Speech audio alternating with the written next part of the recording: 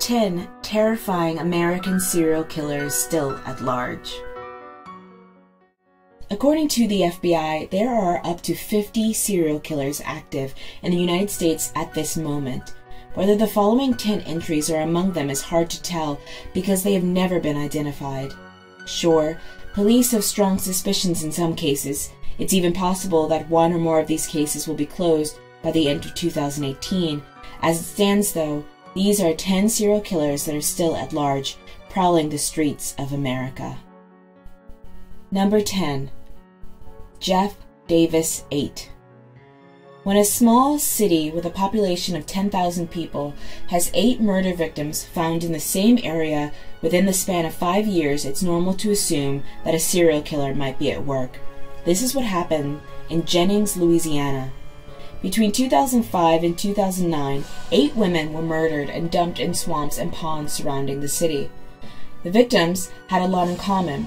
They lived in the same area and all of them had criminal records, mainly for prostitution. Most of them died of asphyxiation.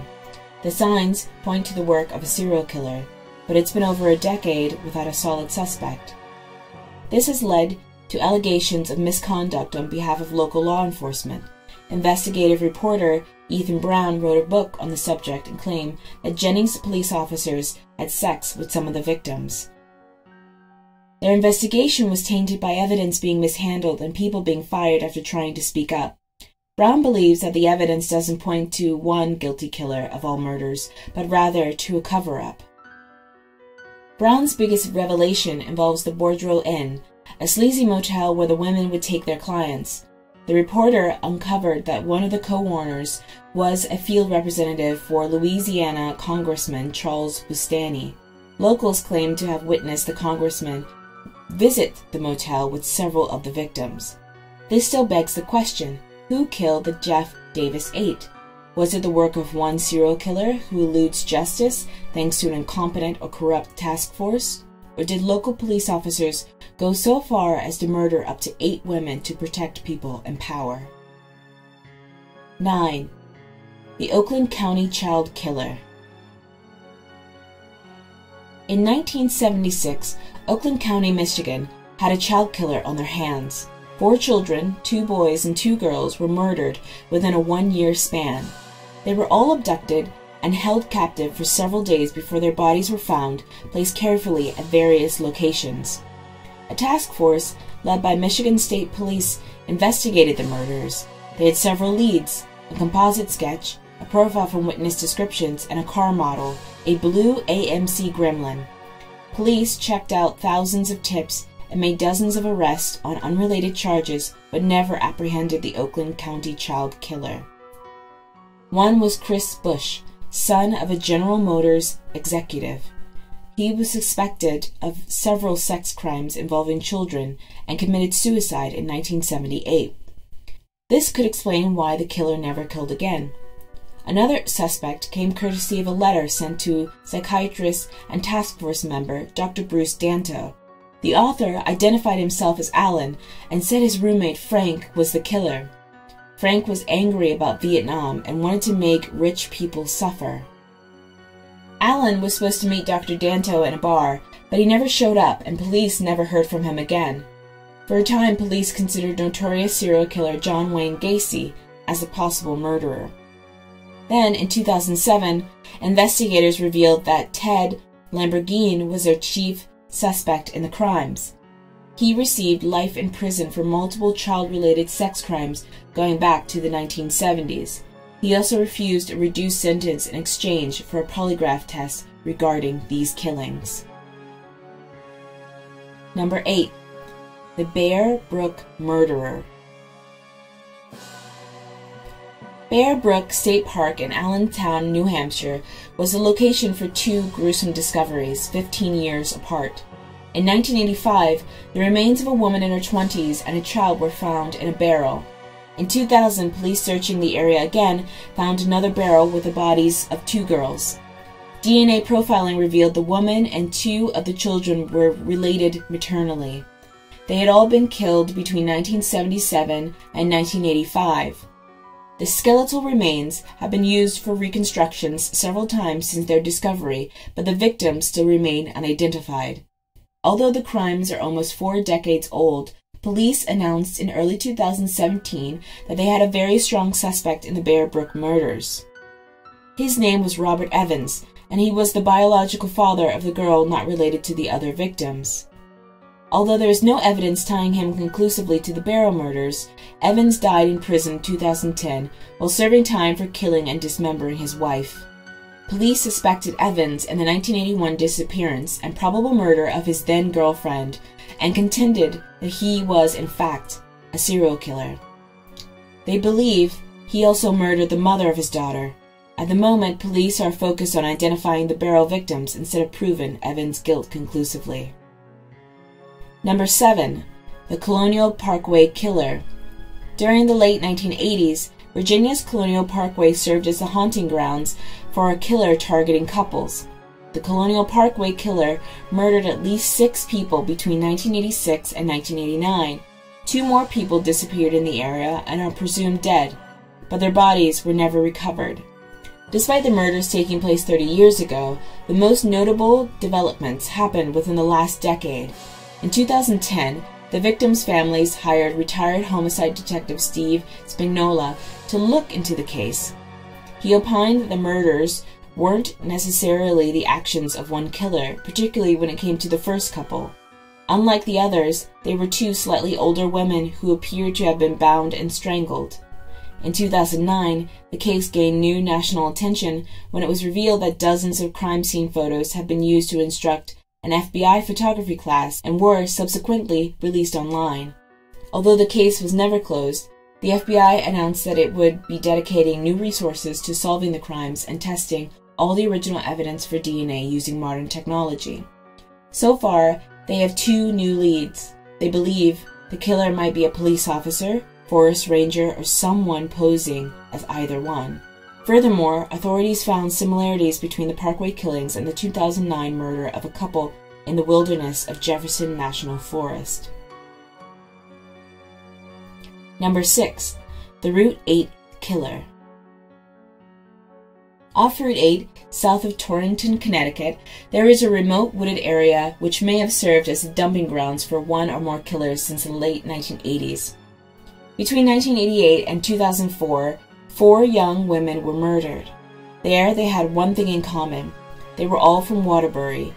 Curiously enough, investigators don't have just one viable suspect connected with the murders. They have 3. All of them are suspected serial killers and convicted murderers already in jail on other charges.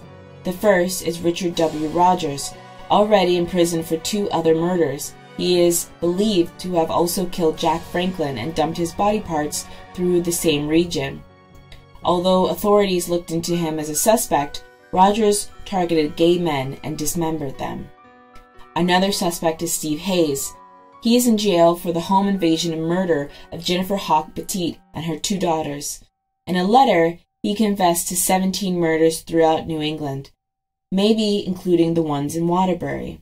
However, authorities consider Hayes a pathological liar, possibly a serial confessor, so his claims are taken with a grain of salt. Perhaps the best lead is William Devon Howell. He is currently in jail for 1 murder and being investigated for 7 other victims, whose bodies were dumped behind a mall in New Britain, Connecticut.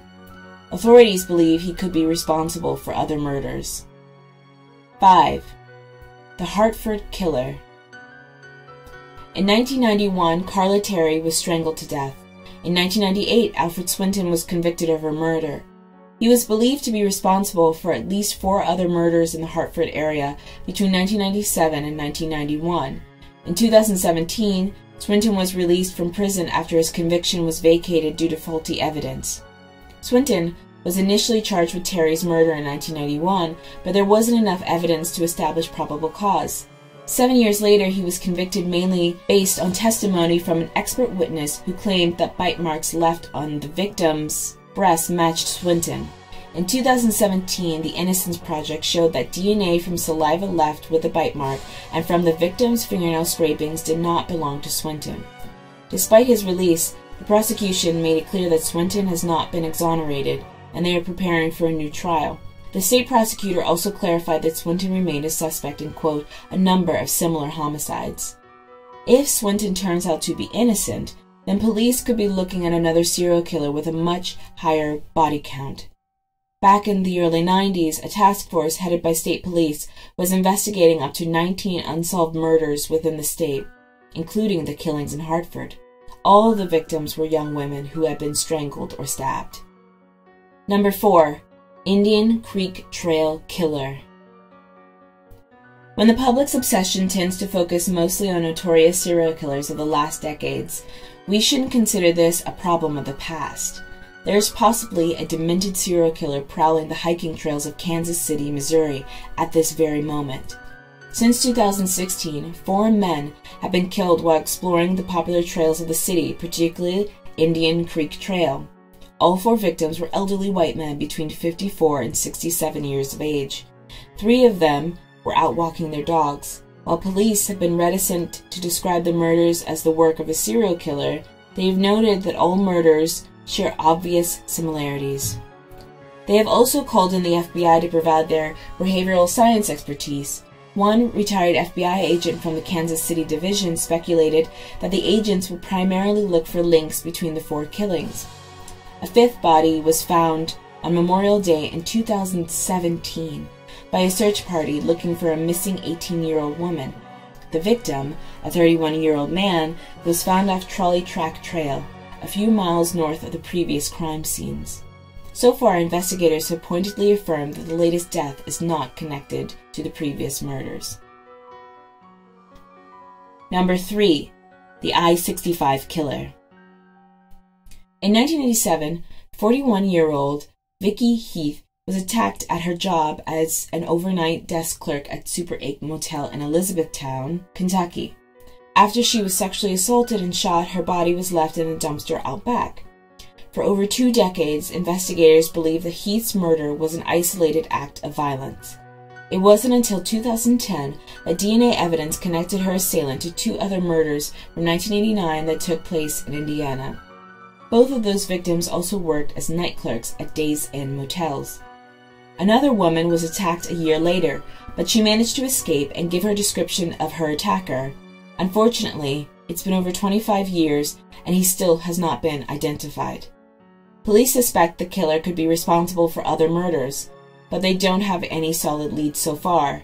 Given that he appeared to travel via I65 and stay in cheap motels, investigators believed that he was a traveling salesman or a truck driver. Number 2. The Sher Murders. New evidence could possibly lead to the capture of a serial killer responsible for at least 3 murders decades ago. It's been almost 20 years since an unidentified assailant attacked Sherry Scherer in her home of Portageville, Missouri, and shot her and her 12-year-old daughter, Megan. Just hours later, the murder weapon was used in a shootout in Dwyer County. Even though police obtained a composite sketch from witnesses, the trail went cold. Then in 2006, the killer's DNA was matched to a rape and murder in Greenville, South Carolina from 1990. Police always suspected their murderer had other victims, but this case didn't provide any new leads. Finally, in early 2017, his DNA was connected to a 1997 rape in Memphis, except the victim lived this time. Consulting the old case files, investigators obtained another sketch, which looked like their previous one, and found information regarding the ruse and procedure the killer used to control his victims. This is a very recent lead made public in 2017. Portageville investigators have yet to interview the Memphis victim. As to the significant delay, the DNA match took so long because the rape kit in the Memphis case was part of a massive backlog that was forgotten until 2013. Number 1. The Chillicothe Killer.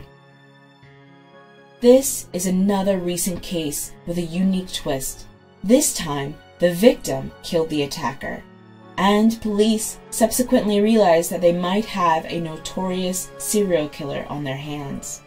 It all started in July 2015 when an Oregon man named Neil Falls arranged online for an escort in West Virginia.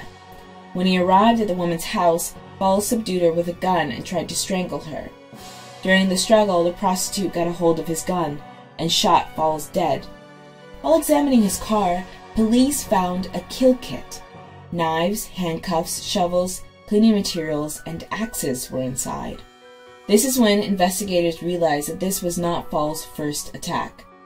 Falls had on him a list of the names and numbers of 6 other women. However, all were subsequently found to be alive, so police speculate they were potential future victims. Now it was time for investigators to look into Falls' past. Police already believe he was responsible for the deaths of 10 women across multiple states. 4 prostitutes were murdered in the Las Vegas area at the time when Falls was working at the Hoover Dam. Moreover, an Ohio task force was assembled to determine if Falls was the man responsible for up to 6 murders in the small town of Chillicothe between 2014 and 2015. 4 women were murdered and another 2 disappeared. They all shared a similar profile. Officially, none of the cases are linked, but investigators strongly believe most of all of the work of the same killer. Whether that turns out to be Neil Falls, time will tell. These crimes are horrible and horrific, and each and every one of them has torn a family apart. If you have any information about any of these crimes or any of these victims, or if you may know who may be responsible for these crimes, you can call 1-800-78-CRIME, or you can leave an anonymous text or an anonymous report on their website at wetip.com, and there's a way to submit anonymously. All of these people, these men, these women, these children, have had their lives ripped away from them. And if you know anything about how to solve these crimes or how to put these families at rest, I really hope that you consider reporting on them.